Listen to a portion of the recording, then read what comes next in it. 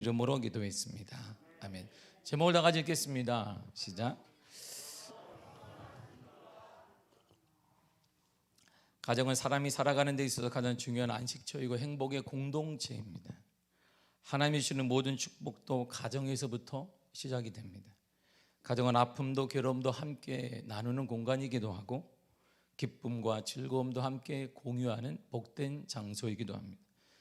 그래서 교회도 가정 같은 공동체라고 말합니다. 그래서 저와 여러분은 모두 미아의 가족이다 이렇게 말을 하기도 하는 것입니다. 인터넷상에서 가정에 대한 정의를 내린 글이 떠돌아다니고 있습니다. 가정은 영어로 family인데 그 family의 어원이 Father and Mother, I love you라는 거예요. 앞에만 계속 6개를 모았더니 family가 된 거예요. Father and Mother, I love you 하니까.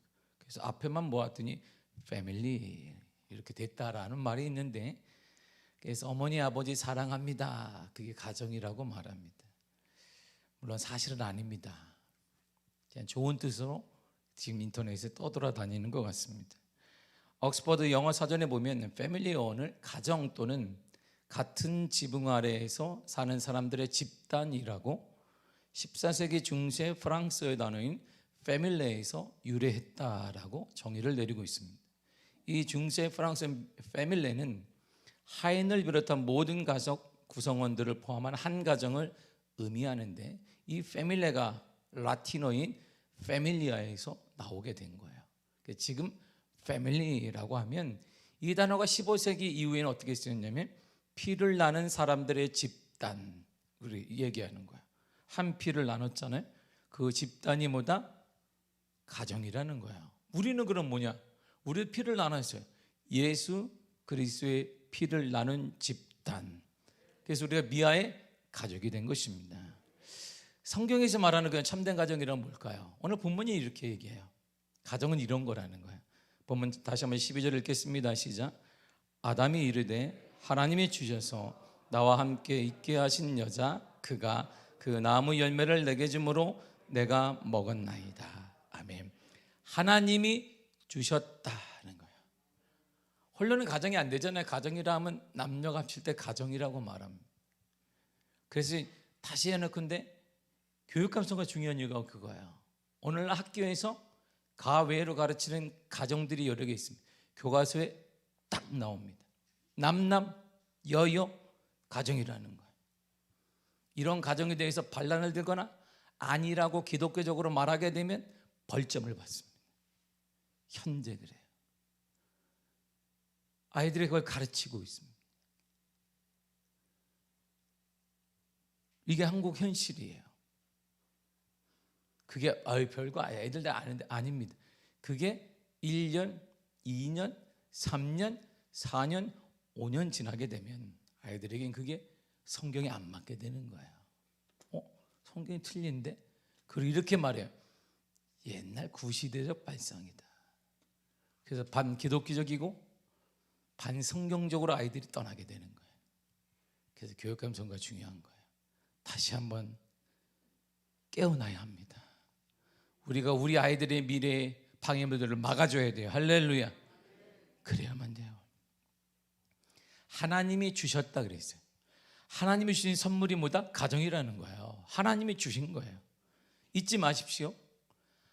가정은 하나님이 주신 거예요. 그러므로 우리 마음대로 가정을 만들거나 깨져는 안 된다 이런 말입니다. 하나님이 주신 걸 마음대로 깨면 안 되는 거예요. 하나님의 주인 되시고 부부의 마음을 주관하시고 가정의 모든 일을 주관하셔야 행복한 가정이 되는 것입니다. 하나님은 하나님을 경외하는 가정을 지켜주십니다. 그 수고를 헛되지 않게 하시며 잘 살게 인도하여 주십니다. 그래서 하나님을 경외하는 가정은 복된 가정이에요.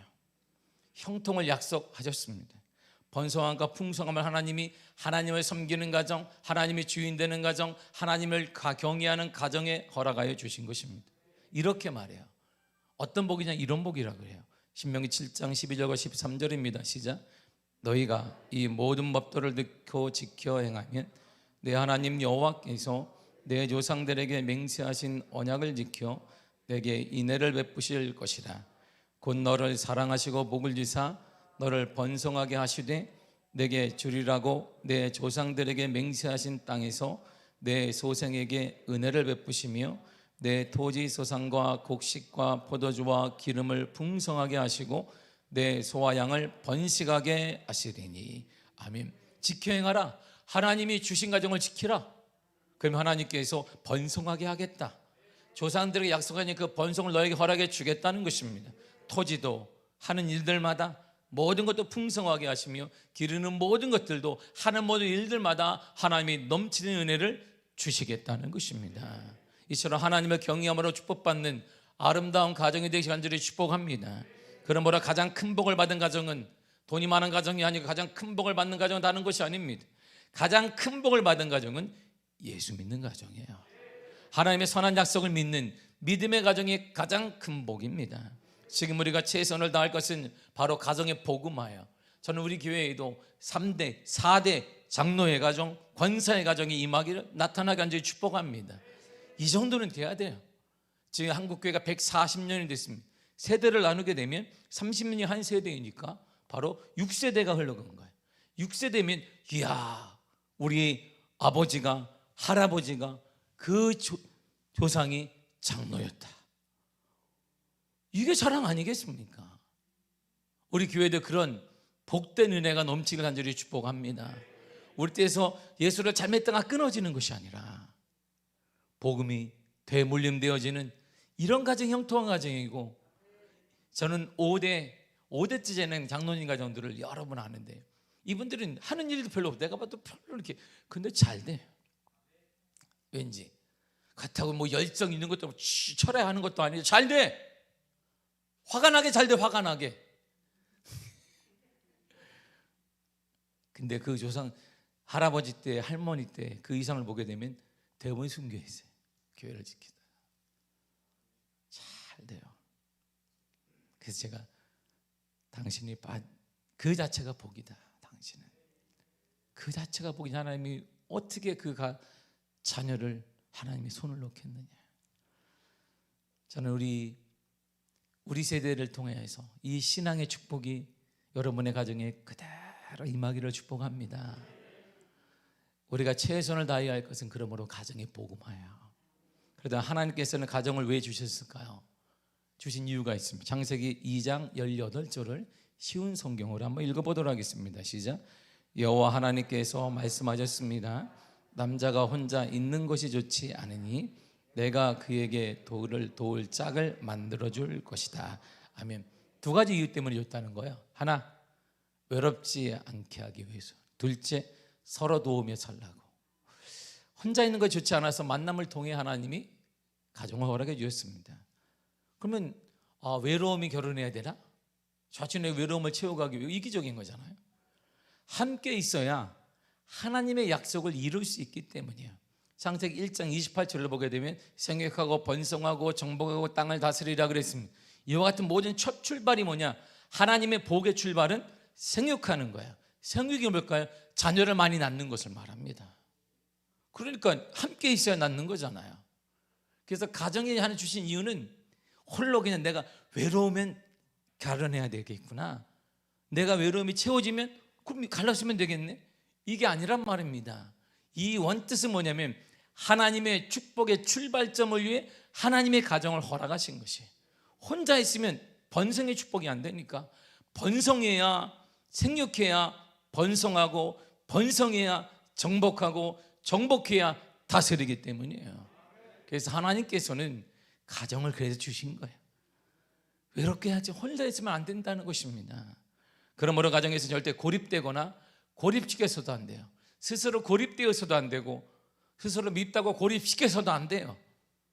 우리의 배우자를 고립시켜서도 안 된단 말입니다. 내가 우리 자녀를 지켜야 되기 때문에 아빠는 안 돼, 엄마는 안 되겠다, 고립시켜서도 안 된다, 이런 말이죠. 그러기 위해서는 비판하지 말고 격려하고 세우고 높여줘야 되는 거예요. 두 번째가 서로 도우며 살라고 하나님의 가정을 주셨습니다. 서로의 부족함을 지적하라는 게 아니에요. 지적질을 하라는 게 아닙니다. 그러려고 가정을 준 게 배우자를 준 것이 아니에요. 그 부족함을 채워주라는 것입니다. 그의 편이 되어주시기를 바랍니다. 이처럼 가정은 특별한 한 사람을 위한 공간이 아닙니다. 모든 가정 구성원들의 쉼을 얻는 공동의 공간이어야 됩니다. 옛날 우리의 가부장적 사회에서 지금은 그렇지 않지만 남성의 대부분의 사람들이 일하는 남성을 위한 공간이었어요, 가정이.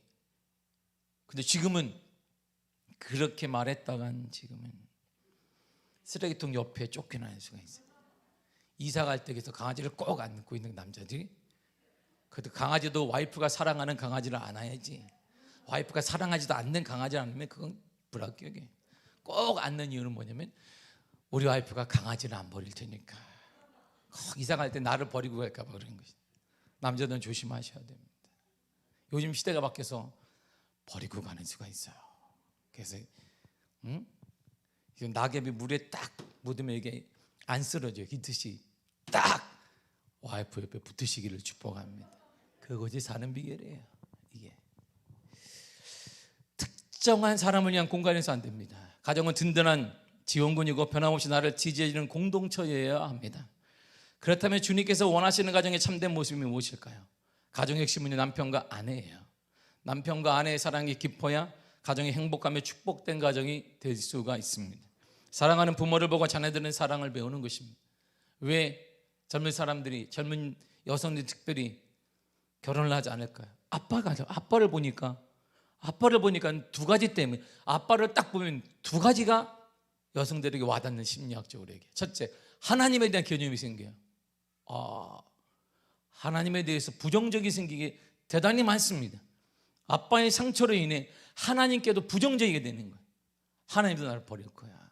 하나님이 나를 때릴 거야. 하나님이 나를 내가 못하면 때려줄 거야. 내가 이 정도 못하면 하나님 나를 버리게 될 거야, 하나님이. 그래서 아예 하나님의 문을 닫아버려요. 그리고 결혼에 대한 망상 접어버립니다. 저렇게 될까 봐요. 아버지 여러분, 그래서 대단히 중요합니다. 아버지는 정말 자녀들의 하나님에 대한 관계 회복도 뿐만 아니라 가정을 회복을 위한 가장 중요한 역할이 아버지에게 달려있는 거예요. 남편과 사랑, 그래서 아내의 사랑이 깊어야 가정이 행복한 거예요. 사랑하는 부모를 보고 자녀들은 사랑을 배우고 사랑하는 부모 밑에서 안정적인 자녀들이 나오게 되어 있습니다. 주님이 원하시는 참된 가정의 우선 첫째가 최고의 존재로 여기는 가정이 되라는 거예요. 창세기 2장 23절을 보세요. 시작. 아담이 이르되 이는 내 뼈 중에 뼈요 살 중에 살이라. 이것을 남자에게서 취하였은즉 여자라 부르리라 하리니. 아멘. 서로를 최고로 여겨주는 것입니다. 이야, 뼈 중에 가장 중요한 존재라는 것입니다. 서로를 최고로 여기는 존재가 되고 최고로 사랑할 줄 알아야 됩니다. 가장 소중한 존재로 여겨야 된다는 거예요. 이게 주님 원하시는 가정의 모습이에요. 한 사람이 아니라 서로 간에 최고의 사람, 최고의 만남, 최고의 아내, 최고의 남편으로 인정하시기를 바랍니다. 오늘부터 그냥 인정하시길 바랍니다. 그냥 말하세요. 그냥 아니어도 말하다 보면 내가 따라가요. 또 할렐루야. 내가 따라가다 믿음도 생기단 말입니다. 듣는 남편도 그런가 보다라고 계속 듣다 보면 그래야 되겠다는 생각이 바뀌니까 최고의 존재를 최고의 여칭으로 존중하시기를 축복합니다. 둘째가 서로의 허물을 덮어주는 가정이 되어야 돼요. 창세기 2장 25절입니다. 시작. 아담과 그의 아내 두 사람이 벌거벗었으나 부끄러워하지 아니하니라. 아내. 죄를 짓기 전까지는 이게 부끄러운지 몰랐어요. 죄를 딱 짓고 나니까 허물이 들어오기 시작하는 거야. 부끄러움을 눈 감아주지 않은 구성원이 되어야 됩니다. 비록 아내이고 남편이자 자녀이고 부모라 해도 부끄러운 모습에 안 보일 수가 없습니다. 바로 그때 때들은 눈 감아주라는 거야. 넘어가라는 것입니다. 기다려주고 기도하라는 것입니다. 콕 찝죠 우리는. 아니면 내가 넘어간다 해놓고 어떤 사건이 되면 그때 내가 넘어가 줬는데, 그때 내가 참았는데, 아유 이 뭐뭐사 이렇게 하게. 진정으로 주님께서 원하시는 가정은 자신의 부끄러움을 수용해 주는 가정이에요. 부끄러운 줄 다 압니다. 사람은. 그렇지만 자신의 그러한 부끄러운 모습까지 사랑하는 남편과 아내와 부모는 받아줄 것이라는 소망과 확신이 있어야 돼요. 내가 아무리 부끄러워도 우리 엄마 아빠는 받아줄 거야. 내가 잘못했을 때 아내는 나를 용서해 줄 거야. 남편은 나를 용서해 줄 거야. 이게 진정한 가정이에요. 주님 원하시는 가정이에요. 그렇지 않으면 다른 데서 안식을 찾게 되면, 다른 데서 용서에 대한 바람을 찾게 되면 이게 겉돌게 되는 거예요. 가정이. 그 안식을 가정이 아닌 다른 곳에서 누리고 있다고 생각해 보세요. 그래서 가정이 깨지고 상처가 많아지게 되는 것입니다. 그러므로 때로는 눈 감아 주시기를 바랍니다. 용서하시기를 바랍니다. 기다리세요. 수용하세요. 기도하시길 바랍니다. 일방적인 누구에게 말한 게 아니에요. 가정은 모두가 마찬가지. 세 번째가 위로하는 가정이 되어야 합니다. 창세기 26장 67절을 보세요. 시작. 이삭이 리브가를 인도하여 그의 어머니 사라의 장막으로 들이고 그를 맞이하여 아내로 삼고 사랑하였으니 이삭이 그의 어머니를 장례한 후에 위로를 얻었더라. 아멘. 이삭이 어머니를 대단히 이거 보면 사랑했어요. 어머니의 사랑을 많이 받은 것 같습니다. 어머니를 잃었어요. 근데 위로가 누구한테 받았느냐? 그의 아내 리브가를 통해 받게 됩니다. 이삭과 리브가처럼 진정한 사랑이 있을 때 슬픔을 이겨내는 거예요. 진정한 사랑이 있을 때 그 가정의 어려움을 이겨내는 것입니다. 진정한 사랑이 있을 때 가정의 모든 물질적인, 모든 환경적인, 정신적인 모든 문제를 이겨낼 수 있는 것입니다. 가정은 누구 하나가 이겨내는 게 아니라 부부가 이뤄내야 되는 것입니다. 한 사람만 열심히 달리게 되면, 바퀴를 보세요. 큰 바퀴와 작은 바퀴가, 아내가 큰 바퀴가 돼도 열심히 달리면 계속 돌아요. 바퀴가 안 맞으면 계속 돈단 말입니다. 자, 그래서 바퀴가 사이즈가 맞아야 돼요. 사이즈가 맞아야 되니까 함께 진정한 사랑을 나누게 되면 큰 어려움도, 코로나도, 어떠한 위기도 이겨낼 수가 있는 것입니다. 이것이 미아 가족의 특징이고, 이것이 2년 6개월 동안 코로나 앞에서도 우리 미아 공동체, 미아 가족이 이겨낸 힘인 것입니다. 마지막으로 가정은요, 끝까지 믿어줘야 합니다. 요셉과 마리아를 보세요. 정혼했는데 아이를 가졌다는 거야.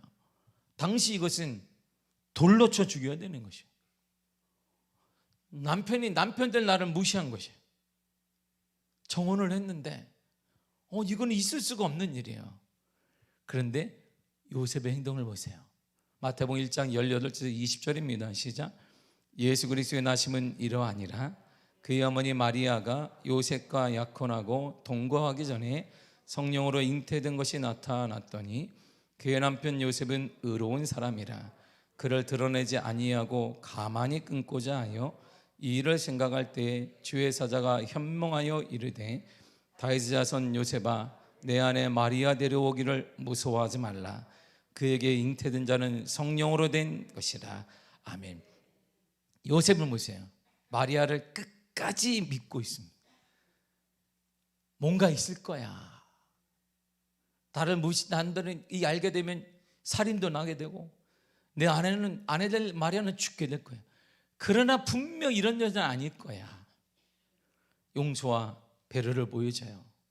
당시 문화에서는 당연히 마리아는 돌로 쳐 죽여야 되는데 그를 끝까지 믿고 기다려서 성령의 소리를 듣습니다. 성령으로 잉태됐으니 어떤 행동도 하지 말라. 믿음이 있어야 돼요. 이처럼 가정을 유지하기 위해서는 믿음이 기본으로 따라가야 됩니다. 사랑하는 성도, 우리에게는 더욱더 특별한 가족이 하나 더 있습니다. 저와 여러분들에게는 예수님께서 복음을 전하실 때 어머니와 동생들이 밖에서 예수님을 찾고 있었어요. 남동생도 오고 여동생도 오고 줄줄이 장남이니까. 그 형이, 오빠가 아니 지금 대폐지를 뭐 만들어서 우리 생계를 이어가는데 형은 돌아다니고 누가 생계를 이어갈까요? 그래서 집 근처에 온다는 소식을 듣고 어머니와 남동생들과 여동생들이 다 찾아갔습니다. 예수의 말씀을 듣고 있는 자들은 예수님 곁에 둘러 앉아있고 밖에 선 사람들 중에 예수님의 어머니 마리아와 남동생들과 여동생이 있어요. 너무나 많으니까 밖에 들어올 수가 없는 거예요. 이때 한 사람이 예수님을 향해 말했습니다. 예수님의 어머니와 동생들이 밖에 있습니다. 그랬더니 그 말을 딱 듣자마자 예수님이 그래, 이렇게 말씀하셨어요. 마태복음 12장 50절입니다. 시작. 누구든지 하늘에 계신 내 아버지의 뜻대로 하는 자가 내 형제요 자매요 어머니니라 하시니라. 아멘. 예수님께서는 밖에 있는 어머니와 동생들을 소개하는 것이 아닙니다. 자, 여러분 보세요. 우리 어머니가 저기 계시네요. 이야, 여러분 보세요. 내 남동생들이 여기 있습니다. 넷이나 있네요. 여러분 보세요. 제 여동생이 여기 있습니다. 이렇게 말한 게 아닙니다.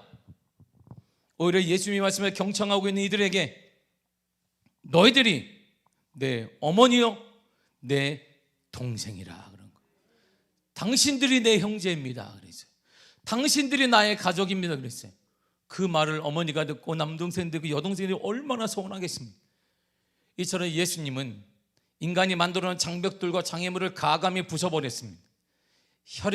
혈연에 의해 맺어진 것이 아니라 하나님의 말씀에 의해 믿음에 의해 맺어진 가족 공동체, 영적 공동체를 말씀하고 있는 것입니다. 이처럼 하나님을 아버지로 둔 가정이 우리에게 하나 더 있는 거예요. 비록 육신의 가정으로 우리는 아파할 수 있습니다. 지금도 육신의 가정 때문에 우리가 상처받을 수 있습니다. 육신의 어머니가 육신의 아버지가 나에게 못해줄 수도 있습니다. 좀 더 남들에게 해주는데 비교될 수도 있습니다. 남들은 배경도 있다는데, 남들은 밀어주기도 한다는데, 우리 아버지 어머니가 남들 다른 자녀들은 성공해서 뭐 이렇게 한다는데 서운할 수 있습니다. 때로 아이들의 앞날이 막힐 수도 있을 것 같습니다. 내가 부족해서 내 자녀, 내 아빠가, 너의 아빠인 내가, 엄마인 내가 부족해서 너의 앞길을 막을 수 있는 것처럼 보이기도 합니다. 그러나 사랑하는 성도는 걱정하지 마시기를 바랍니다. 우리에게는 또 다른 가정이 있습니다. 바로 그 가정이 영적 가정이고, 바로 그 가정의 아버지가 우리 하나님이 되십니다. 하나님께서 직접 두 번째로 만들어주신 가정, 바로 그것이 가족 공동체가 저와 여러분들에게는 있습니다. 이 가정이 여러분의 진정한 위로가 되고 힘이 될 것이고 소망이 될 것입니다. 여러분의 삶을 이렇게 세워주실 것입니다. 그러므로 우리는 예수님을 통해 하나님의 가족이 되었습니다. 예수님은 우리를 이 땅에 오셔서 십자가에 죽으심으로 하나님과 우리 사이에 막혔던 담을 허무시고 중보 역할을 감당하셨습니다. 그래서 우리는 하나님을 향해 아버지라고 부르는 거예요. 하나님을 향해 아빠라고 부르게 된 것입니다. 로마서 8장 15절과 16절을 보게 되면 종은 주인을 무서워해요. 당연히 무섭죠. 그러나 자녀는 부모를 무서워하지 않습니다. 여러분의 가정 중에 부모를 무서워하는 자녀가 있다면 이거 심각하게 부모가 회개해야 되는 것입니다. 심각하게 회개해야 돼요. 자녀는 부모를 막연히 무서워하는 존재로 인식되는 것이 아니라 사랑하고 존중하는 존재로 바뀌어야 합니다. 이것이 주님께서 원하시는 가정이에요. 이제 우리 모두는 하나님을 향해 동일하게 저와 여러분들이 이렇게 하나님을 향해 부르게 된 거예요. 마태복음 6장 9절입니다. 시작. 그러므로 너희는 이렇게 기도하라. 하늘에 계신 우리 아버지요. 아멘. 우리 모두가 다 하나님을 향해 아버지 그러는 거야. 근데 그 아버지가 놀라운 것은 이 땅의 아버지는 한계가 있어요. 이 땅의 아버지는 한계가 있습니다. 물질의 한계와 능력의 모든 한계가 있는데 우리 아버지는, 우리가 다 같이 부르는 우리 아버지는 하늘에 계신 이런 말이야. 하늘에 계신 우리 아버지라고 그러는 거야. 하늘에 계심으로 한계가 없단 말입니다. 하늘에 계심으로 하나님의 능력과 하나님의 역사와 하나님의 은혜는 한계가 없더라 이런 말이에요. 그분이 우리 아버지예요. 그리고 우리는 한 가족이 된 것이죠. 더 나아가 우리는 하나님을 이렇게도 부르네요. 아주 친근하게. 갈라디아서 4장 6절입니다. 시작. 너희가 아들이므로 하나님이 그 아들의 영을 우리 마음 가운데 보내사 아빠 아버지라 부르게 하셨느니라. 아멘. 하나님 어떻게 불러요? 아빠라고 부르는 거예요. 어린아이가 부르지.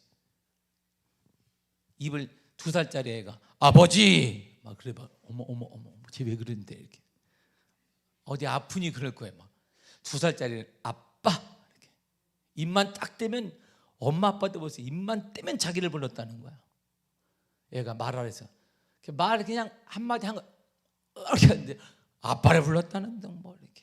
엄마는 또 엄마를 불렀다는 둥. 할머니는 할머니라고 했다는 둥. 이렇게 서름하게. 우리는 하나님을 아빠라고 부르는 존재가 되었습니다. 우리 교회 502호가 이사를 갔어요. 5층에 세 가정이 사는데 참 놀라운 기적을 보여주었습니다.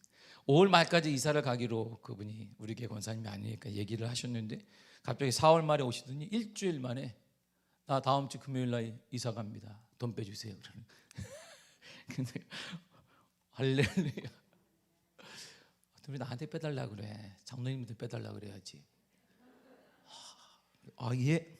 일주일 남기고 할렐루야. 회의를 하지 않았어요. 아무런 회의도 하지 않았습니다.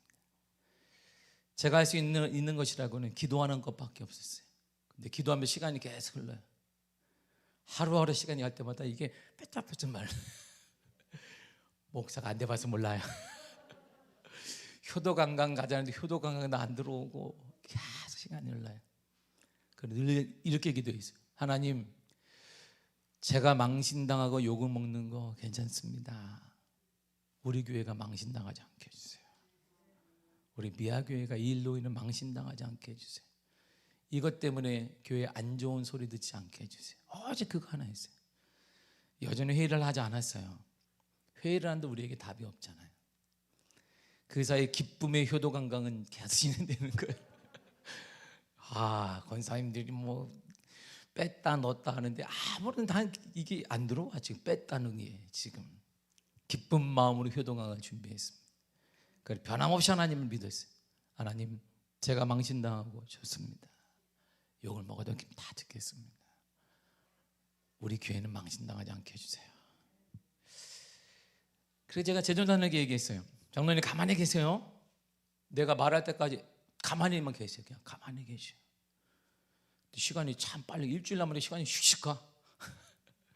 그리고 502호가 이사 가기 전에 이틀 전에 수요예배 후에 장로님께, 장로님 금요일 오전까지 모든 돈 해드린다고 전화하세요. 돈이 있었느냐? 없었어요. 하나도 없어. 준비 안 되는데 전화하세요.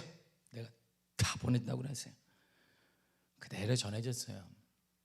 그러나 그때까지 돈이 마련되지 않았어요. 한 푼도 마련되지 않았습니다.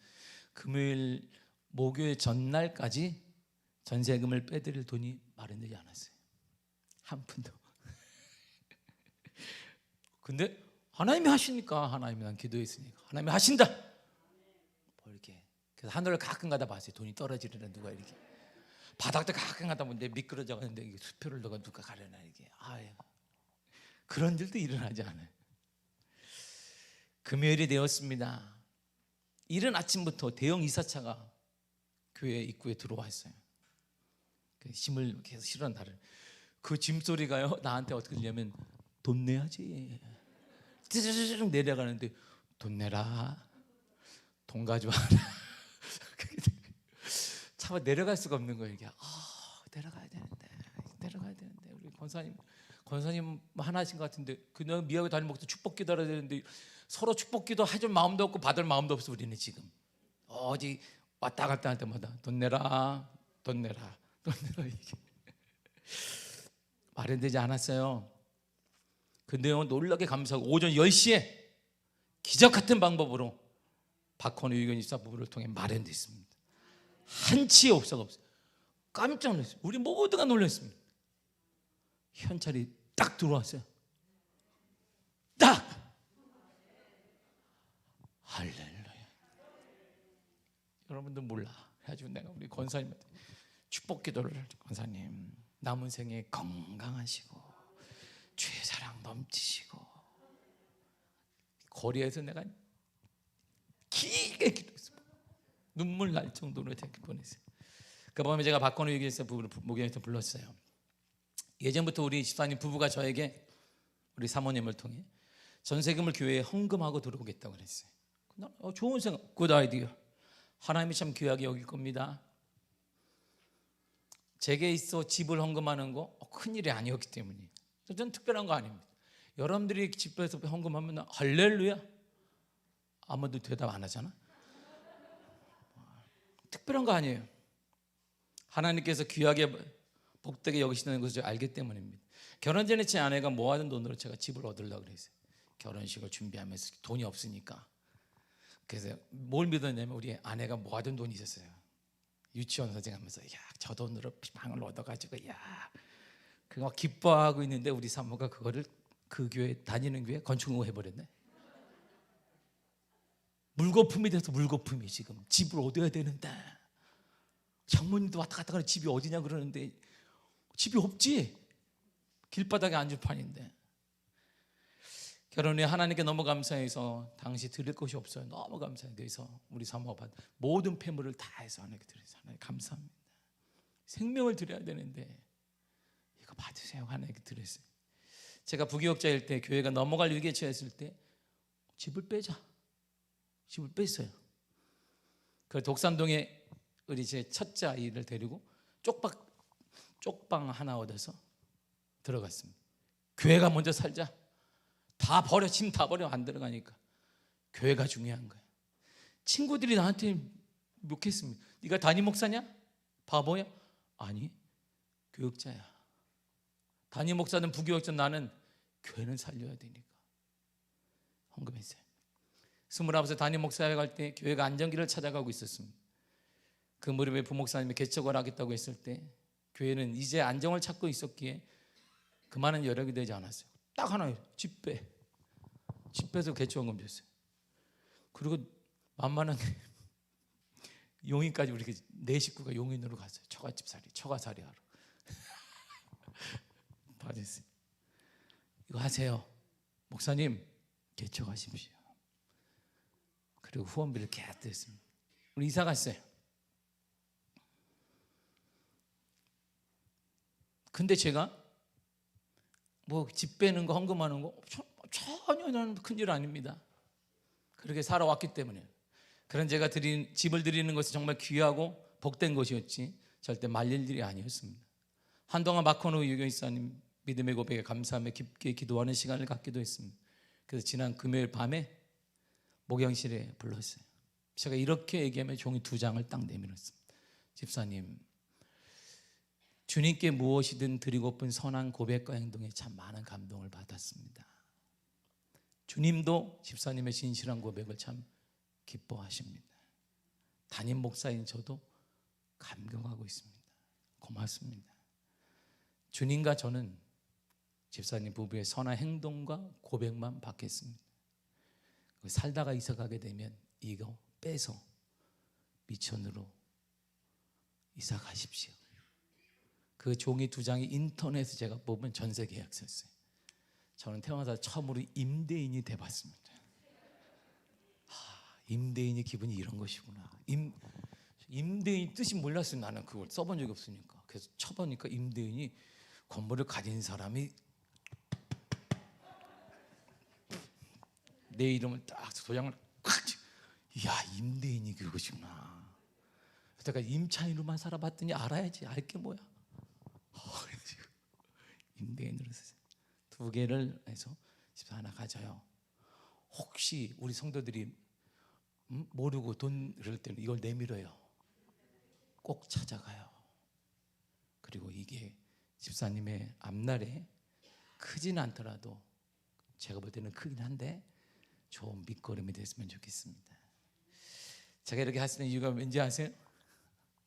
제가 박호노 유교사님의 영적 아버지이기 때문에 눈물이 계속 나는 거예요. 받았다. 집사님 받았어. 영적 아버지만 느낄 수 있는 거예요. 아무도 못 느껴. 그 감격을 정말 느낄 수 있는 거예요. 집사님 받았다. 주님도 받으셨다. 내가 기도하는 중에 됐다. 꼭 잘 돼서 나가라. 그때는 이건 빼서 나가라. 돈 받아 나가라. 이게 아버지의 마음이에요. 미아 가족 아버지인, 영적 아버지인 제 마음이에요. 이처럼 우리는 하나님의 가족이 되었습니다. 그러므로 하나님의 가족답게 복을 누리며 살아야 됩니다. 재벌이 차비가 없어 걸어다니거나 돈이 없어 재벌이 사람들에게 돈 달라고 하는 거 보았습니까? 이 땅의 최고의 권력자의 자녀가 돈이 없어서 구걸하는 거 보았습니까? 하물며 하늘에 계신 우리 아버지, 하물며 하늘에 계신 우리 아버지가 여러분의 아버지신데 우리가 이젠 하나님의 가족답게 복을 누리며 살아가야 합니다. 가족 공동체에서 가장 중요한 것은 밥 먹는 거예요. 그래서 가족을 식구라고 하는 것입니다. 예수님께서 이 땅에 계실 때 사람들과 먹고 마시기를 즐겨하셨습니다. 가나 혼인잔치, 오병이어의 기적, 무화과 사건 등을 통해서 주님은 계속 먹고 마셨습니다. 그렇다면 가정 안에서, 영적 가정 안에서 우리는 무엇을 먹고 살아야 될까요? 바로 요한복음 6장 35절 이렇게 말해주고 있습니다. 시작.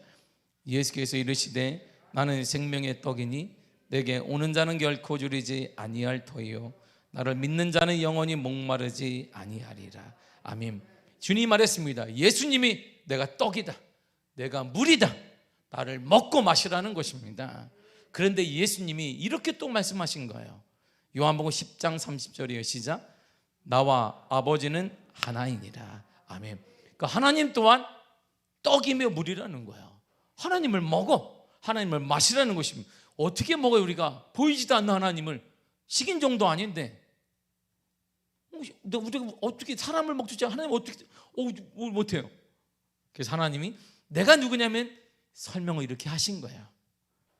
요한복음 1장 1절에 시작. 태초에 말씀이 계시니라. 이 말씀이 하나님과 함께 계셨으니 이 말씀은 곧 하나님이시니라. 아멘. 말씀이 곧 하나님이세요. 하나님이 곧 예수님이니까. 그러므로 예수님은 내가 떡이요 나를 먹고 마시라고 했던 건 말씀을 말하는 것입니다. 가정이 풍요로워지기를 원한다면 예수님의 말씀을 먹어야 되는 것입니다. 물질이 아니라 그 무엇이 아닌 주님의 말씀을 먹는 가정이 되어야 돼요. 예수 그리스도를 믿는 가정이 되어야 되는 것입니다. 그러면 놀라운 역사가 일어나요. 그러면 기적이 나타나게 됩니다. 하나님의 기적이 상식이 되는 것입니다. 요한복음 6장 63절의 시작. 내가 너희에게 이른 말은 영이요 생명이라. 아멘. 주님 우리에게 말씀하신 것, 이런 말, 주님의 말씀은 영이요 생명이라는 것입니다. 생명력이 있다는 거예요. 살아난다는 거예요. 가정이 살아나고 육체가 살아나게 되어지고 회복되며 치유되는 역사가 예수님의 말씀 안에 있다, 이런 말입니다. 살아나게 될 것입니다. 하나님의 말씀을 먹어야 돼요. 예수님의 말씀을 먹는 가정이 되시기를 바랍니다. 여러분의 가정 평안하십니까? 말씀대로 이끌리는 가정이 되기를 바랍니다. 말씀과 예수님을 믿는 신앙이 되물림되는 가정을 만들어 가시기를 바랍니다. 그러면 여러분의 가정은 어떤 위기와 어려움 속에서도 살아나게 되고 풍성해지게 되고 코로나가 어떤 위기 가운데도 일어나게 되는 것입니다. 이 신앙이 이론적인 신앙이 아니라, 언제까지 우리의 신앙이 이론적으로 머릿속만 믿는 것이 아니라 삶으로 나타나며 열매가 보여지며 풍성하게 나타나는 기적이 보여주는 간증이 있는 신앙이 되시 간절히 축복합니다. 가정을 통해 하나님 역사하여 주실 것입니다. 살아나기를 축복합니다. 여러분의 가정이 반드시 살아나기를 바랍니다. 주의 말씀을 통해 주의 말씀이 여러분한테 살려내어지고 회복되어지며 치유되는 역사가 임하기를 간절히 축복합니다. 기도하겠습니다. 하나님 감사합니다. 우리에게 생명